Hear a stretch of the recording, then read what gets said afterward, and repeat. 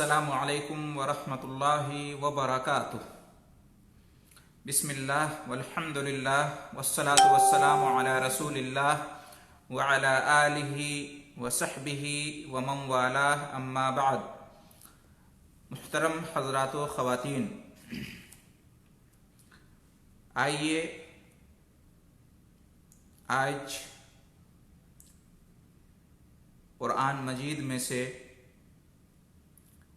ایک آیت لیتے ہیں اور اس آیت میں کیا کہا گیا ہے اور اس سے کون کون سی اہم باتیں معلوم ہوتی ہیں آپ کے سامنے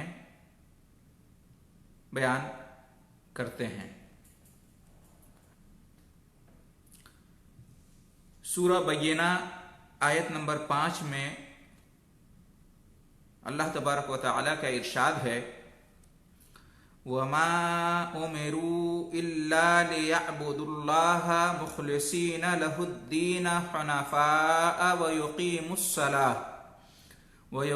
الصَّلَاةَ وَيُؤْتُوا الزَّكَاةَ وَذَلِكَ دِينُ الْقَيِّمَةِ۔ اس آیت کا ترجمہ یوں ہے کہ انہیں صرف یہی حکم دیا گیا تھا کہ وہ اللہ کی عبادت کریں، اس کے لیے عبادت کو خالص کر کے یکسو ہو کر، اور وہ نماز قائم کریں اور زکوٰۃ ادا کریں، اور یہی درست دین ہے۔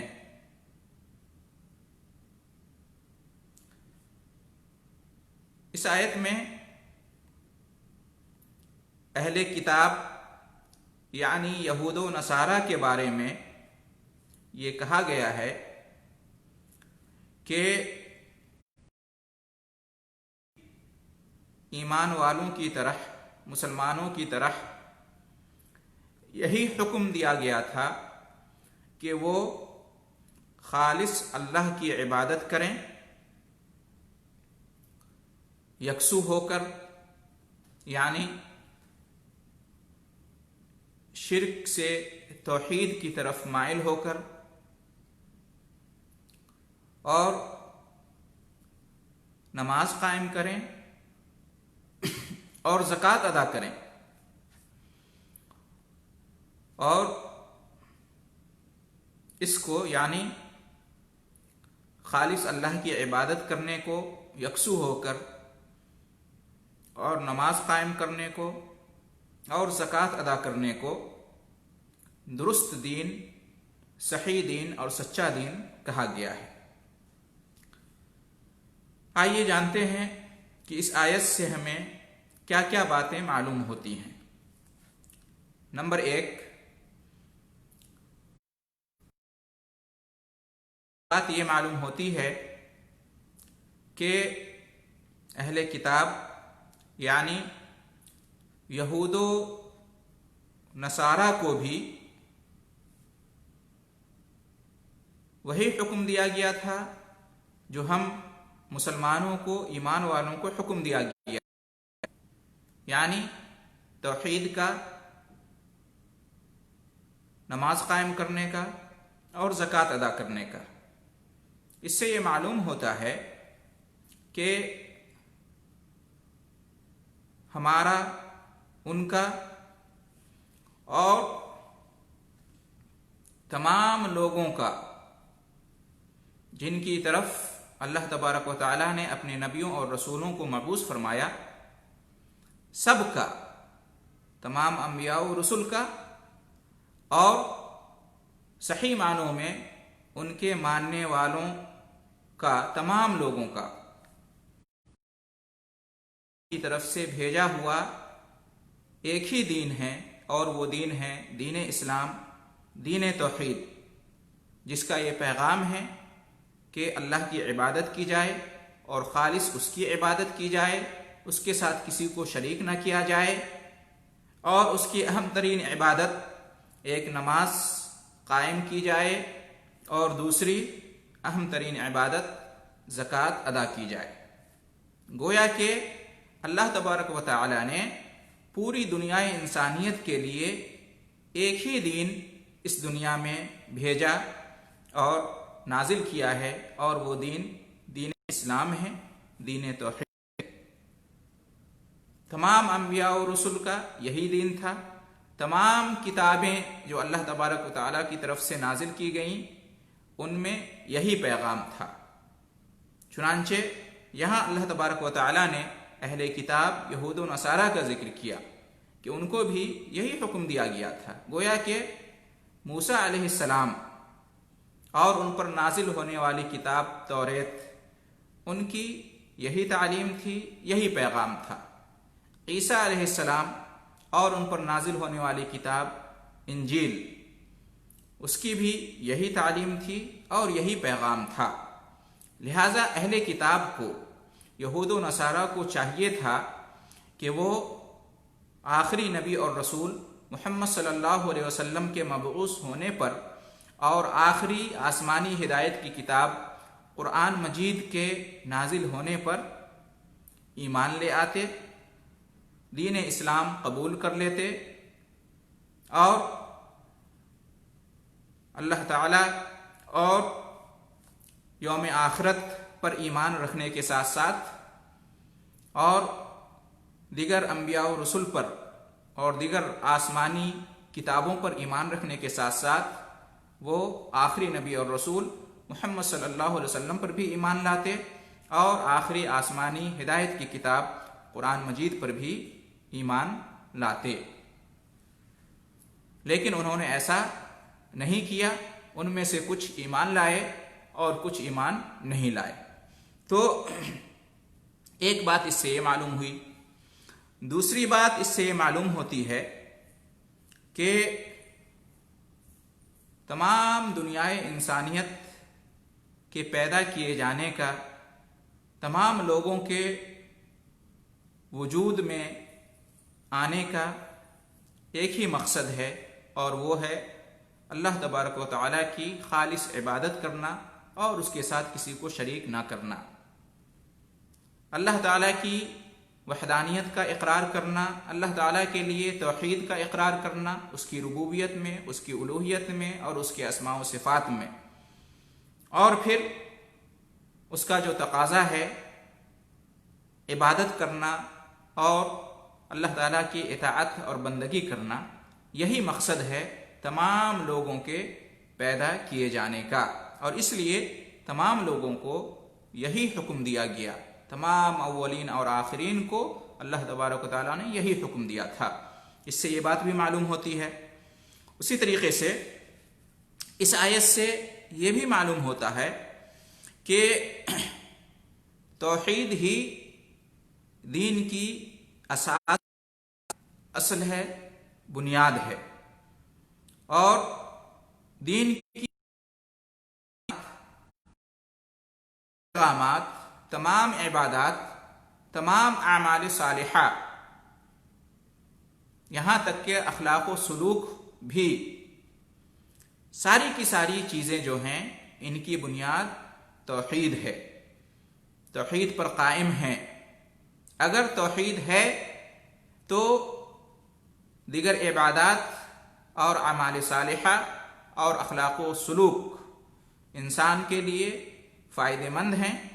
اگر توحید ہی موجود نہیں ہے تو ان عبادات کی اور اعمال صالحہ کی، اخلاق و سلوک کی آخرت میں اللہ تعالیٰ کے نزدیک کوئی حیثیت نہیں۔ ہو سکتا ہے دنیا میں اچھا بدلہ مل جائے، لیکن آخرت میں اس کا کوئی بدلہ نہیں ملے گا، اس لیے کہ توحید ہی غائب ہے جس کے اوپر تمام چیزوں کی بنیاد ہے۔ توحید ہے تو دیگر عبادات صحیح ہوں گی، درست ہوں گی، قابل قبول ہوں گی، نفع بخش ہوں گی۔ اگر توحید نہیں ہے تو سب بیکار ہے۔ اس لیے اللہ تبارک و تعالیٰ نے یہاں پر سب سے پہلے توحید ہی کا ذکر کیا ہے، اس لیے کہ آپ دیکھیں اللہ تعالیٰ کی عبادت کرنے کو یہاں پر اللہ تبارک و تعالیٰ نے خود اخلاص سے اور یکسوئی سے مقید کیا ہے، مشروط کیا ہے۔ اللہ کی عبادت کس طرح کرنی ہے؟ اخلاص کے ساتھ کرنی ہے اور یکسو ہو کر کرنی ہے۔ یکسو ہونے کا مطلب کیا ہے؟ شرک سے بیزار ہو جانا اور توحید کو اختیار کر لینا، شرک سے بیزار ہو کر توحید کی طرف مائل ہو جانا۔ حنفاء یہ جمع ہے حنیف کی۔ ابراہیم علیہ السلام کی صفت تھی کہ آپ حنیف تھے اور تمام انبیاء حنیف ہوتے ہیں۔ ان کے بارے میں کہا گیا ہے کہ حنیف تھے، یعنی شرک سے بیزار ہو کر توحید کی طرف مائل ہو چکے تھے، شرک سے ہمیشہ کے لیے بیزار ہو گئے تھے اور ہمیشہ کے لیے توحید کو اختیار کر لیا تھا، یعنی شرک سے توحید کی طرف، کفر سے ایمان کی طرف، ہر قسم کی گمراہی سے ہدایت کی طرف مائل ہو جانا، یکسو ہو جانا، اس کو کہتے ہیں دین حنفیت۔ تو اس سے یہ معلوم ہوا کہ وہ عبادت قابل قبول ہے جو توحید پر مبنی ہو، اور اسی کا نام اصل میں عبادت ہے، جو توحید سے لبریز ہو۔ توحید کے بغیر عبادت نہیں ہوتی ہے۔ اور اس میں مخلصین کا بھی لفظ آیا ہے، جس سے معلوم ہوتا ہے کہ اخلاص ضروری ہے اور اخلاص بھی ہوتا ہے۔ تو اس سے معلوم یہ ہوا کہ توحید ہی سب سے پہلا حکم ہے، سب سے بڑا حکم ہے، اور یہی ہر چیز کی اساس، بنیاد اور اصل ہے، اس کے بغیر کچھ بھی نہیں۔ اسی طریقے سے اس آیت سے یہ بھی معلوم ہوتا ہے کہ عبادت اسی وقت درست ہوگی، کوئی بھی عمل اسی وقت قابل قبول ہوگا اور آخرت میں فائدہ پہنچائے گا جب وہ خالص اللہ کے لیے انجام پائے، اس کے پیچھے نیت اور ارادہ صرف اللہ کی رضا اور خوشنودی حاصل کرنا ہو، ریاکاری نہ ہو، شہرت طلبی نہ ہو اور نام پیدا کرنا نہ ہو، دنیاوی کوئی بھی غرض و غایت نہ ہو، کوئی لالچ نہ ہو، لوگوں سے واہواہی اور شاباشی حاصل کرنا نہ ہو، تو عبادت درست ہوگی، قابل قبول ہوگی، ورنہ اس عبادت کا بھی کوئی فائدہ نہیں جس میں ریاکاری شامل ہو، شہرت طلبی شامل ہو۔ اس لیے کہ اللہ تعالیٰ نے یہاں پر مخلصین لہ الدین کا ذکر کیا ہے۔ معلوم یہ ہوا کہ عبادت خالص اللہ کی رضا اور خوشنودی حاصل کرنے کے لیے ہو، کوئی دنیاوی غرض اور منفعت اس میں شامل نہیں ہونی چاہیے۔ اسی طریقے سے اس آیت سے یہ بھی معلوم ہوتا ہے کہ عمل جو ہے یہ ایمان میں داخل ہے، عمل دین کا جزو لا ينفک ہے، عمل دین و ایمان کا لازمی حصہ ہے، عمل کے بغیر دین کا، ایمان کا تصور نہیں کیا جا سکتا۔ یہاں آپ دیکھیں اللہ تبارک و تعالی نے کہا ہے وَذَلِكَ دِينُ الْقَيِّمَةِ، یہی درست دین ہے، سچا دین ہے۔ کیا؟ خالص اللہ کی عبادت کرنا، یکسو ہو کر نماز قائم کرنا اور زکوٰۃ ادا کرنا۔ یہ نماز قائم کرنا اور زکوٰۃ ادا کرنا یہ عمل ہے، اور اس کو اللہ تبارک و تعالی نے دین قرار دیا ہے، ایمان قرار دیا ہے۔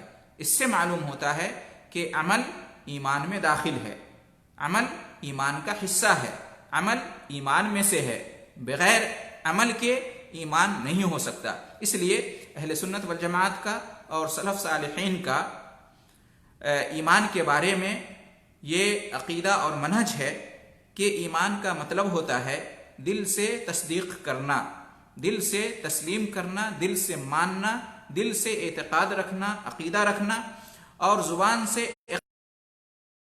اعلان کرنا، زبان سے کہنا، اور دیگر اعضاء و جوارح سے عمل کرنا، بدن سے بھی، بدن کے اعضاء اور جوارح سے بھی، اور مال سے بھی۔ تو ایمان دل کا عمل بھی ہے، زبان کا عمل بھی ہے، اور دیگر اعضاء و جوارح کا عمل بھی ہے، بلکہ مال سے بھی بعض اعمال ادا ہوتے ہیں جیسے کہ زکوٰۃ اور حج وغیرہ۔ تو جو بھی اعمال ہیں وہ ایمان میں داخل ہیں، وہ دین میں داخل ہیں، اور یہی اہل سنت والجماعت کا عقیدہ اور منہج ہے ایمان کے سلسلے میں، اور یہی درست اور صحیح ہے۔ ایمان صرف دل سے تصدیق کا نام نہیں ہے، یا ایمان صرف زبان سے اقرار کا نام نہیں ہے، یا ایمان صرف اعضاء و جوارح سے عمل کرنے کا نام نہیں ہے، بلکہ ایمان تینوں کے مشترک کا نام ہے۔ یعنی اس میں دل کا عمل بھی داخل ہوتا ہے، زبان کا عمل بھی داخل ہوتا ہے، اور بقیہ جو اعضاء و جوارح ہیں اس کا عمل بھی داخل ہوتا ہے۔ اسی طریقے سے اس آیت سے یہ بھی معلوم ہوتا ہے کہ توحید کے بعد، ایمان کے بعد سب سے اہم نماز ہے اور زکوٰۃ ہے۔ پہلے نماز ہے، پھر اس کے بعد زکوٰۃ ہے، اور یہ توحید کا تقاضا ہے۔ ہم جو کلمہ پڑھتے ہیں لا الہ الا اللہ، اس کا یہ تقاضا ہے۔ ہم اس کلمے کو جو مانتے ہیں دل سے اور زبان سے اقرار کرتے ہیں، تو اس کا یہ لازمی تقاضا ہے کہ ہم عمل سے بھی اس کو ثابت کریں، اور اس کا عملی ثبوت یہ ہے کہ نماز ادا کی جائے اور زکوٰۃ ادا کی جائے۔ اس لیے اللہ تبارک و تعالیٰ نے یہاں پر اخلاص، عبادت اور عبادت میں اخلاص، اور اسی طریقے سے حنفیت کا ذکر کرنے کے بعد نماز کا حکم دیا ہے اور زکوٰۃ کا حکم دیا ہے۔ معلوم یہ ہوا کہ توحید اور ایمان کے بعد سب سے ضروری نماز ہے اور پھر زکوٰۃ ہے، اور اس لیے یہ بات معروف ہے اور ہر مسلمان جانتا ہے کہ دین اسلام کے جو 5 ارکان ہیں اس میں سب سے پہلے نمبر پر توحید ہے، دوسرے نمبر پر نماز ہے، اور تیسرے نمبر پر زکوٰۃ ہے۔ تو اس سے نماز کی اور زکوٰۃ کی اہمیت معلوم ہوتی ہے، اور یہ کہ یہ دونوں عظیم الشان عبادتیں ہیں، نماز اور زکوٰۃ۔ نماز بدنی عبادت ہے، اور اس سے اسلام کے اندر اللہ کے حقوق کی بھی اہمیت ہے اور بندوں کے حقوق کی بھی اہمیت ہے، اور اسلام اسی کا نام ہے کہ اللہ تبارک و تعالیٰ نے انسان کے اوپر جس کے جو حقوق آئے، اس سے یہ بھی معلوم ہوتا ہے کہ اسلام الحمدللہ رب کے ساتھ ساتھ بندوں کی بھی بھلائی چاہتا ہے۔ اسی طریقے سے اس آیت سے ہم یہ کہہ سکتے ہیں، یہ بھی معلوم ہوتا ہے کہ نماز کے ساتھ ساتھ جس پر زکوٰۃ فرض ہے اس کے لیے زکوٰۃ بھی ضروری ہے۔ آپ قرآن مجید میں دیکھیں گے اکثر و بیشتر جگہوں پر جہاں نماز کا ذکر آیا ہے وہاں زکوٰۃ کا بھی ذکر آیا ہے۔ اقیموا الصلاۃ وآتوا الزکاۃ، بہت ساری جگہوں پر نماز کے ساتھ ساتھ زکوٰۃ کا بھی بیان آیا ہے۔ گویا کہ نماز اور زکوٰۃ یہ دونوں ساتھی ہیں، ساتھی میں دونوں کا اکثر و بیشتر آیتوں میں بھی اور حدیثوں میں بھی ذکر آتا ہے۔ اس سے معلوم یہ ہوتا ہے کہ نماز کے ساتھ ساتھ زکوٰۃ ادا کرنا بھی ضروری ہے، اور دونوں میں تفریق نہیں کی جا سکتی۔ آپ جانتے ہیں کہ جب حضرت ابوبکر صدیق رضی اللہ تعالی عنہ خلیفہ بنے تو کچھ لوگوں نے زکوٰۃ کا انکار کر دیا اور کچھ لوگوں نے زکوٰۃ ادا کرنے سے منع کر دیا، تو ابوبکر صدیق رضی اللہ تعالی عنہ نے اس کو بڑی سنجیدگی سے لیا اور تمام صحابہ کرام کو قائل کر کے ان منکرین زکوٰۃ سے اور مانعین زکوٰۃ سے باضابطہ جنگ کی اور جہاد کیا۔ تو اس سے زکوٰۃ کی اہمیت معلوم ہوتی ہے۔ تو نماز کے ساتھ ساتھ زکوٰۃ بھی بہت اہم فریضہ ہے اسلام کا، لہٰذا نماز اور زکوٰۃ میں تفریق نہیں کی جا سکتی۔ نماز پڑھنے والا اگر اس پر زکوٰۃ فرض ہے تو وہ زکوٰۃ بھی ضرور ادا کرے گا، وہی سچا مسلمان ہے، وہی سچا ایمان والا ہے۔